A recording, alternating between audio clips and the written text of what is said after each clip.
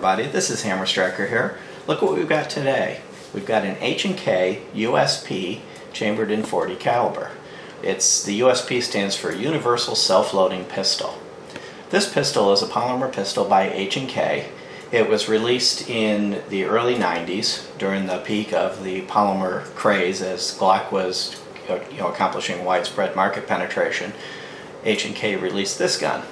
And the interesting thing is, H&K is the company that takes credit for developing the polymer pistol to begin with, starting with the VP70 back in 1970.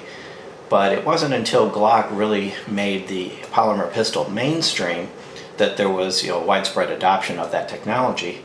And this pistol goes in and takes advantage of that. It's got a few unique characteristics. One is it was initially developed as a .40 from the ground up to be a .40. As opposed to many which took a 9mm and kind of beefed it up. And then they've since expanded it to 9, 45, and 357 SIG. So let's go show you a few things about this gun. And we'll start, of course, with it is unloaded.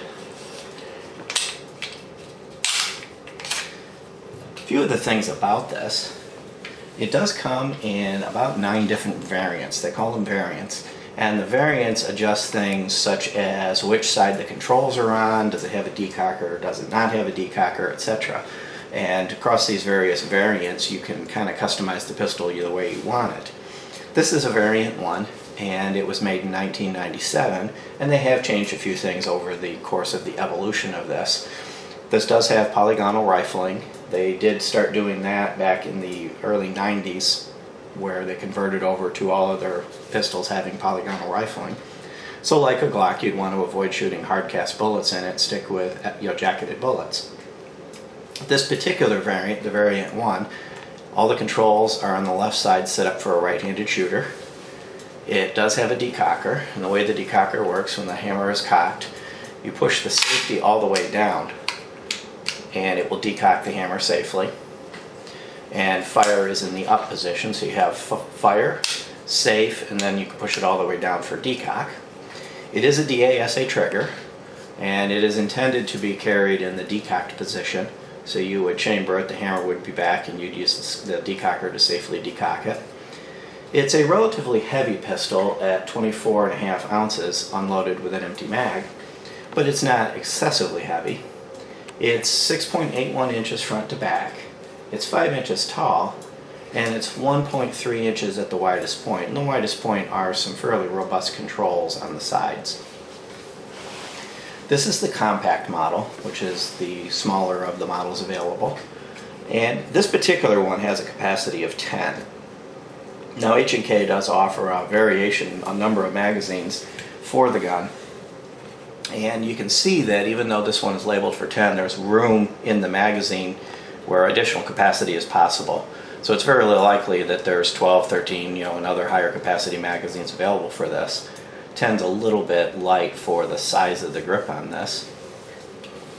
It does have the mag release, the paddle style mag release on the trigger. It's a very small paddle. It's a little bit difficult to get a hold of. You kind of have to pull your finger back and get it. But once you get used to it, it does operate quite smoothly. Put a magazine in and it ejects free. It's got very nice 3-dot sights. They're very easy to acquire, very easy to see, stand out very well. And both front and rear sights are dovetailed. So you can see here, so you can drift adjust them and or replace them.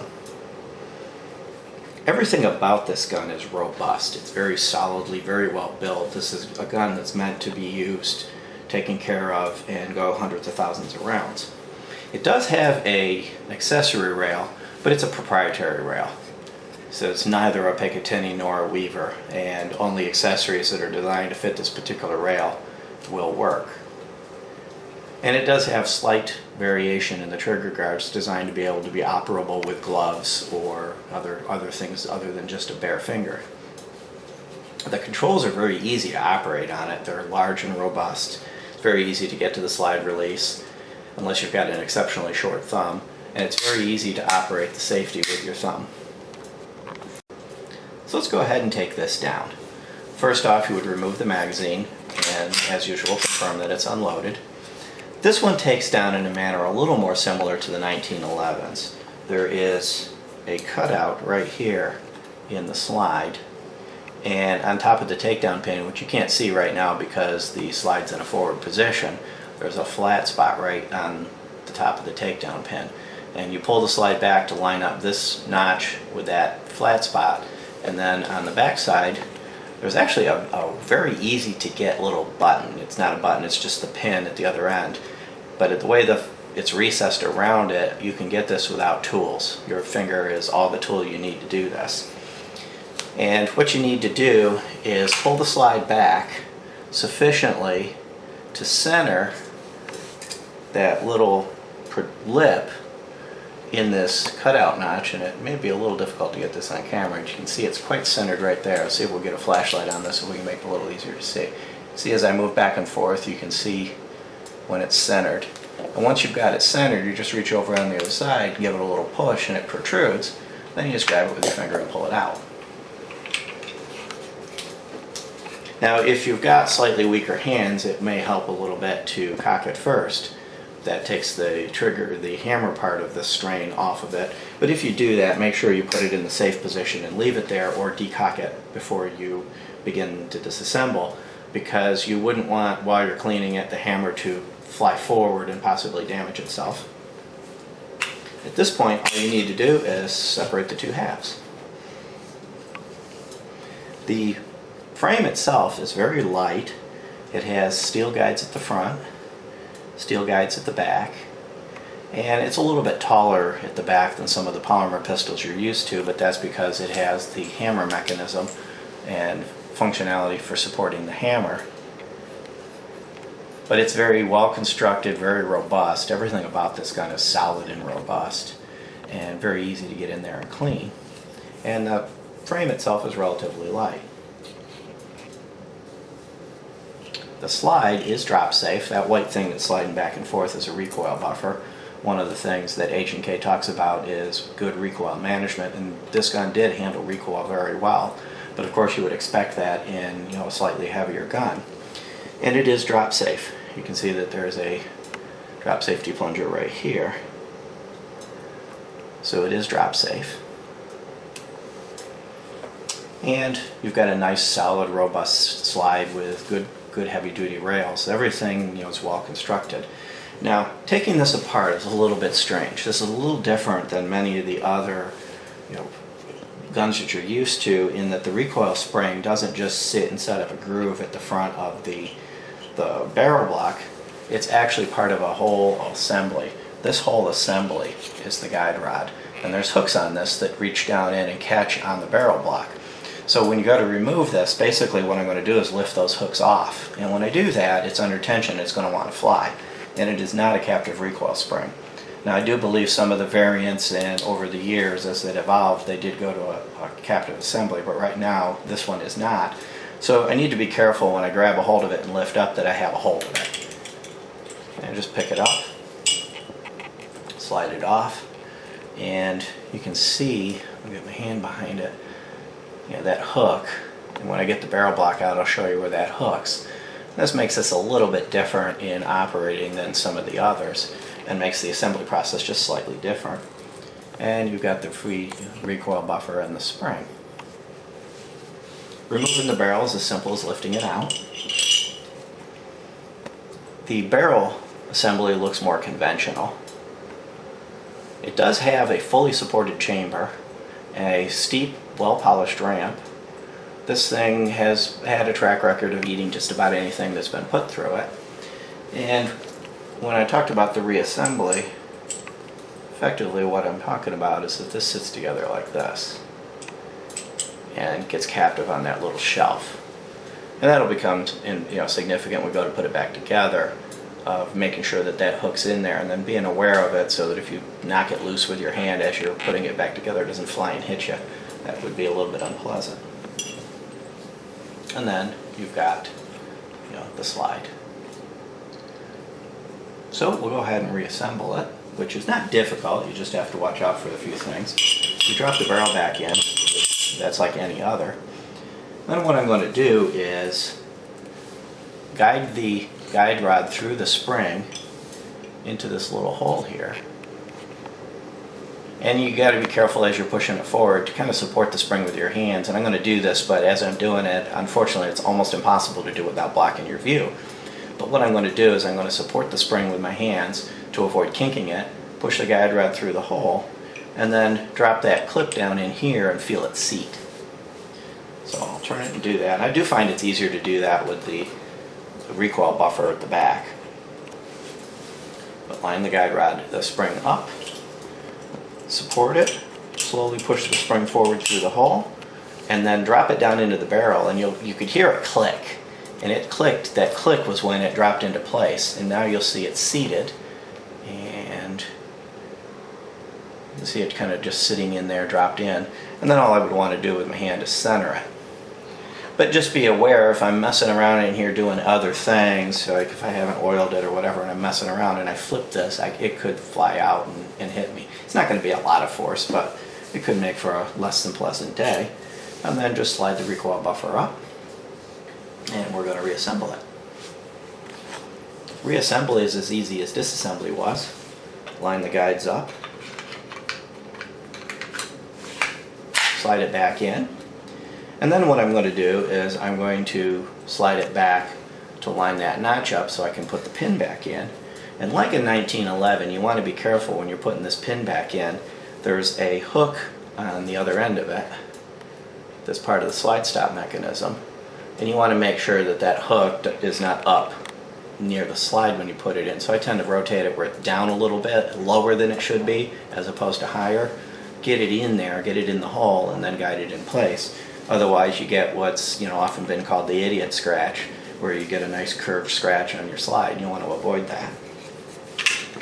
So I'm going to pull this back, and the easiest way to do it, I just grab a hold of it with my thumb around the beaver tail, wrap my fingers over the top of it and squeeze. Take a look, make sure I got it lined up. Take this, kind of tilt it down to guide it into the hole, and then slowly just bring it back and put it in place. At that point it snaps in place. Let go, and I could function check. I've got a functioning weapon. Now let's talk about the trigger for a second. Being this is a DASA, it's going to have a long, hard initial trigger pull. It's right around the 11-pound territory. And in that mode, you've got a fairly smooth, it's long and it's heavy and it's hard, but it's relatively smooth, minimal stacking, and then you get the drop. It cycles. You've got a nice reset, nice short reset, and very short, crisp. This is in the 4 to 5 pound territory for the actual trigger pull. And even when I cycle it so it's in the SA mode, you notice the trigger is already back. So there's minimal take up. And then the drop. Now one thing that you'll notice about this is the hammer is relatively flush on this particular model. So it's very difficult to cock it by hand. You could theoretically pull the trigger a little bit, get the hammer to protrude, and then pull it back yourself. But one thing you want to be careful about if you're cocking a gun that has a round in the chamber and you're messing with the trigger, as soon as you start to pull the trigger, you disengage the drop safety. So you want to be a little bit careful about that. And unlike a 1911 that's designed to be carried cocked and locked, this is really meant to be carried in the decocked position with a round in the chamber on safe. And with that combination, in the drop safety, it's a very safe weapon. You got that first long pull, it goes off, it cycles, and you go from there. When we had this at the range, it was very fun to shoot. It managed the recoil of 40 very well. 40 can in some cases be considered a sharp or unpleasant recoil. This managed the recoil of the 40 very, very well, and was flawless during the time we had it. We did borrow this from a local viewer, and it's been a pleasure to have this. And it would be if you're looking for a gun of this nature, it would be a good choice, very good quality. Now one of the things about this, when I looked at this, to me it looks like a big gun. This just gives me every impression of being a very big gun. They call it a compact. I'm not sure exactly what it is about it, maybe the grip, because it's really not all that big. I have here an unloaded Glock 27, which is the .40 caliber baby Glock. And when you put the two side by side, it's not a whole lot bigger than the Glock. It is just a little bit bigger, but it's not a whole lot bigger than a subcompact baby Glock. Now the thickness of it is thicker when you look at these oversized controls. It does make it a little bit, about 1/10 of an inch thicker. Now the only difference is grip. This is a subcompact in Glock's parlance, and this has got a significantly longer grip. Now the Glock with the factory flush magazine holds 9+1. This holds 10+1 with the particular magazines that the viewer has. If you had more capable magazines in this, you might get up to around 12. But overall, what looks like a very big gun when it's sitting in my hand, when you put it next to the Glock 27, you see that it's not really all that much bigger than any others. And this would be a viable candidate for concealed carry inside the waistband. With the larger grip, it's probably not a pocket carry. And also quite effective for home defense, nighttime, nightstand defense. So what you've got here is an extremely high quality. It does retail in the $1,000 range, which does put it at the higher end of the scale compared to other comparable polymer pistols, but it's a very, very high quality, very nice gun. If you hang on for a little bit more range footage, and if you like our videos, give us a thumbs up, share, subscribe, and have a great day. Thank you.